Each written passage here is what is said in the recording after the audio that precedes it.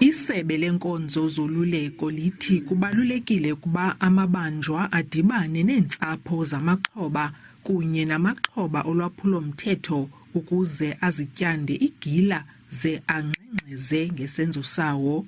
Isebe lithi oku kuzisa ithuba kwiintsapho namaxhoba ukuba axole emphefumlweni, ukanti oku kwenziwa xa amabanjwa eza kukhululwa ngengqawule ukuze amkeleke eluntwini. Injongo zalo ncoko ke kuthiwa i-victim offender dialogue kukuba sinike ithuba kumaxhoba olwaphulo-mthetho uba abamamele kwezi zaphula-mthetho uba kwakusuke kwathini ukuze benzakalisa izihlobo zabo. So la mathuba ke enzelwa into yokokuba bakwazi abantu ukude bayithethe inyani ukuze baxoleleke bamkeleke eluntwini.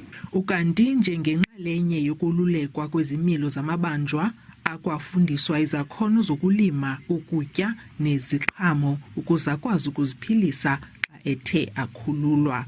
Ukukhululwa kwawo abuyiselwe phakathi koluntu aza kudlulisela izakhono zokulima nokuba ngamafama kulutsha lwendawo. Nobelungu Nowapane, kwiindaba ze-SABC, ndiseKimberley.